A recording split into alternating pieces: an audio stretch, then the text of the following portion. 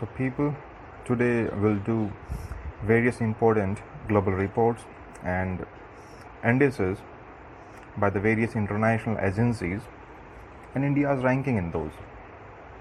The importance of this today's lecture, that from the last 2 years or a couple of years we have been seeing questions by UPSC in which they ask this report is brought up by which agency, by which international institution. For example, in 2014 prelims exam, they asked about World Economic Outlook is brought up by which agency.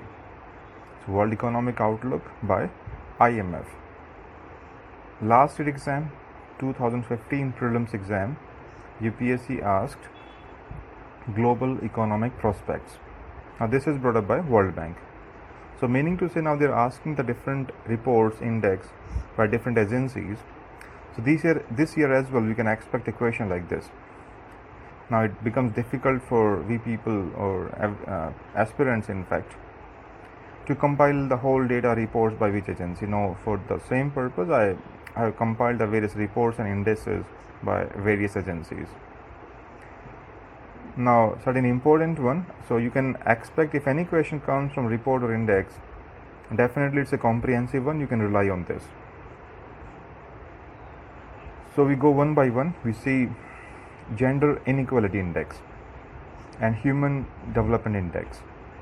So both of these indices are brought up by UNDP and it's very popular one, so I believe you remember these. So Gender Inequality Index and Human Development Index. So Human Development Index, it is brought up by with Human Development Report by UN Development Program. And going by this, the Gender Inequality Index, the parameters they use are that showcase inequality in the gender in the different aspects. For example, it is showcased by MMR, adolescent birth rate, seats in the parliament, secondary education, and labor force participation, etc. India's ranking in that 130 out of 155 countries, and this ranking, available ranking, is of latest one of 2014. The next one, Human Development Report, that brings Human Development Index. It is based on 3 parameters. I believe you remember them. These are important. It showcases the health status in terms of life expectancy, education in terms of literacy, and economic well-being in terms of per capita income. So for 2015, India's ranking is 130 out of 188 countries.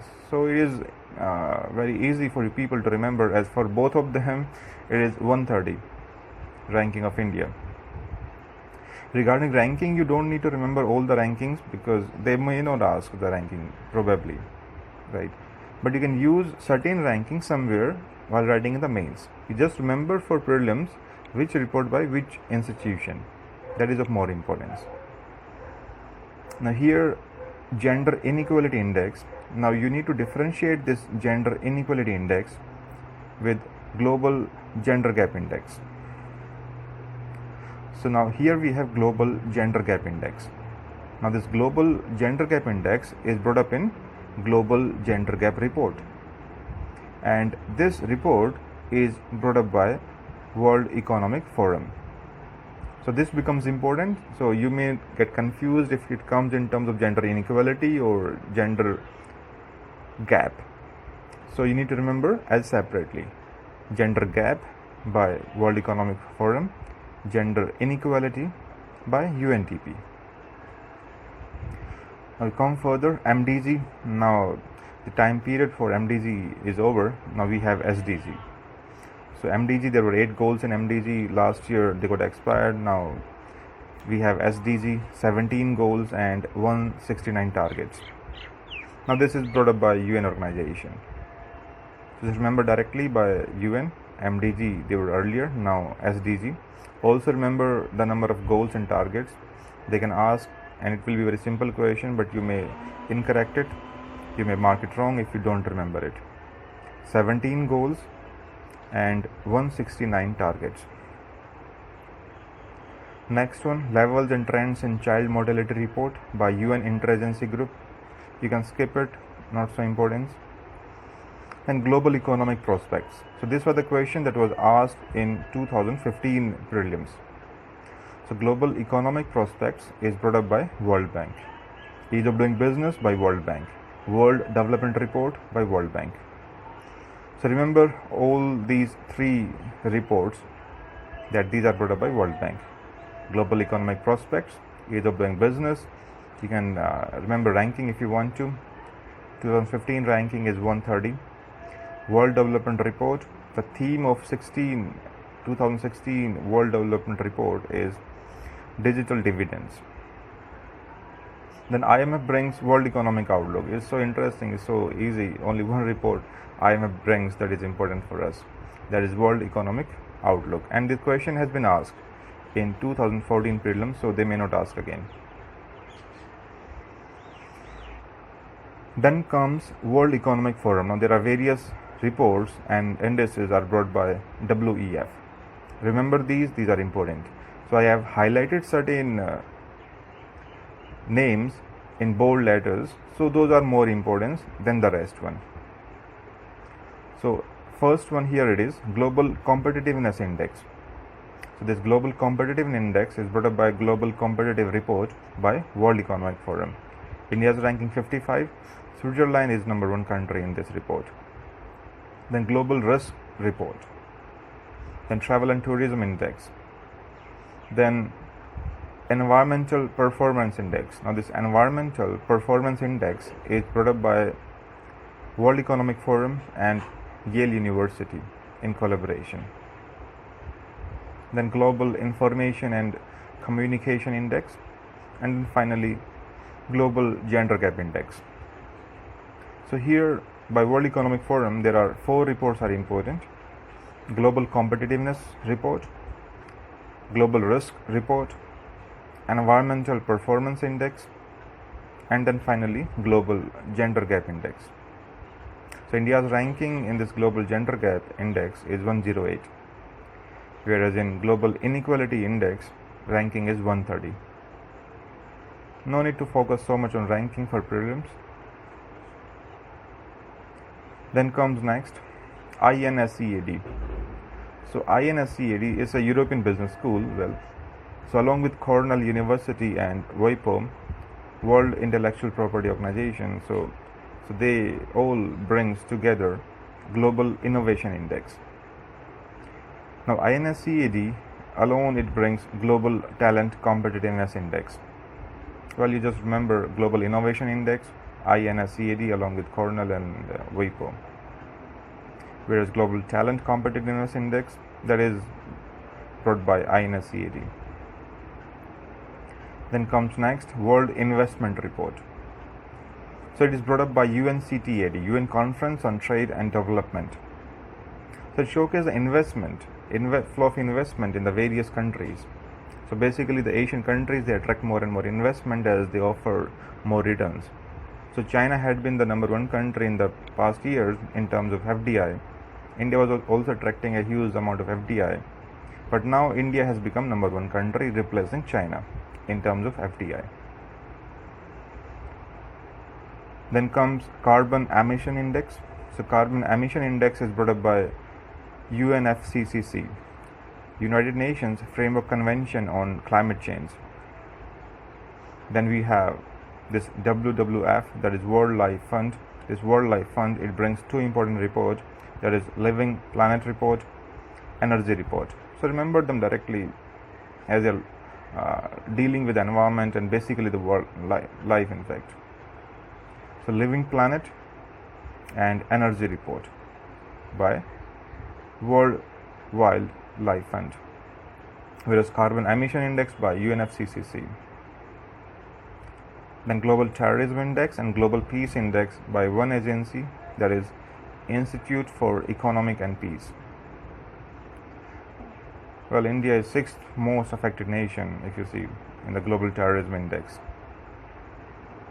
And the Global Peace Index, okay fine, now come to next, that is Corruption Perception Index. So in the Corruption Perception Index, that is brought up by Transparency International. This Transparency International is an international Berlin based NGO. Now, if you remember last year, they also asked a question like Amnesty International, what this organization does, what is all about. So also have a brief idea about the various multilateral institutions and international NGO dealing in any important work. So those can be important from the prelims perspective.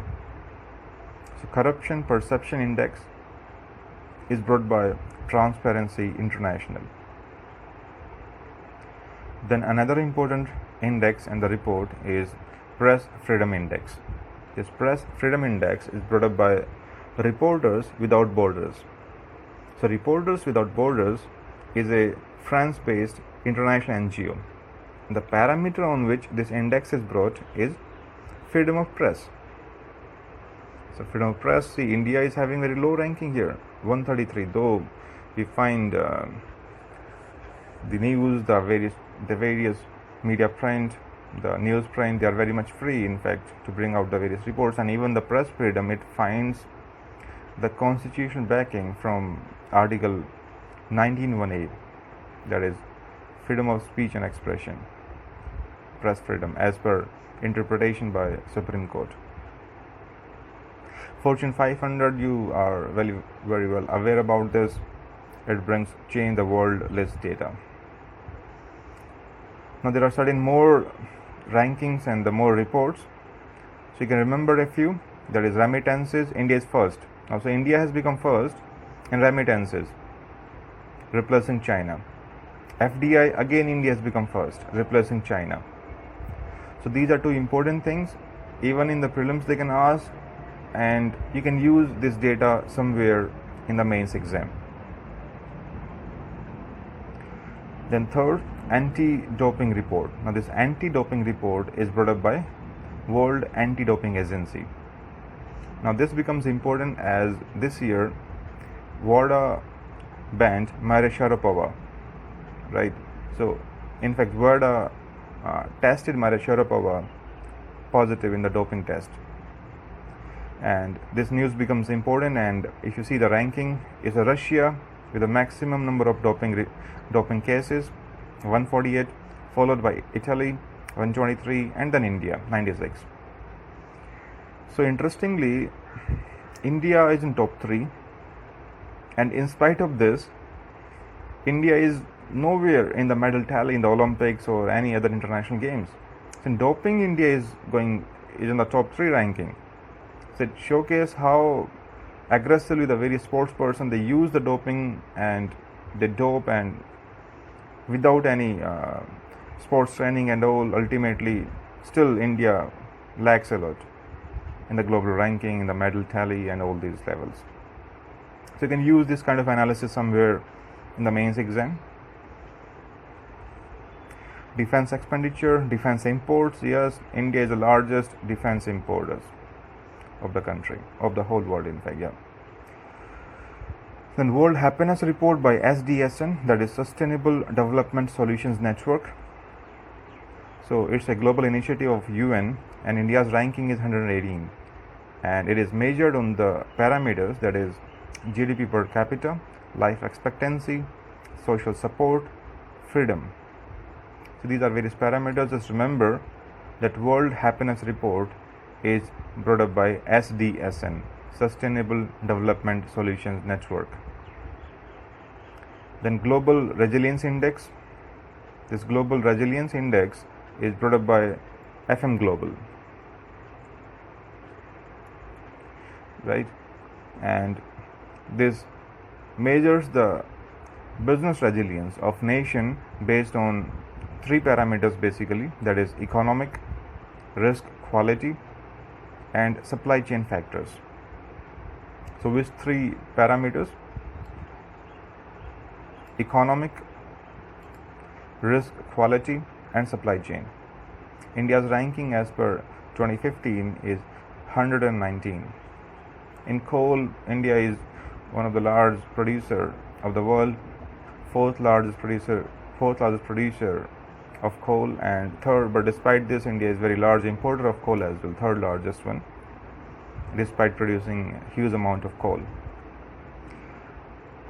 So basically India imports coal as you see the present coal in India, that is of very low quality, very high ash content, right? And regarding the when this low quality coal is used in our thermal power plants, a lot of fly ash comes out, degrades the soil and all. So the government decided for the 100% utilization of this fly ash.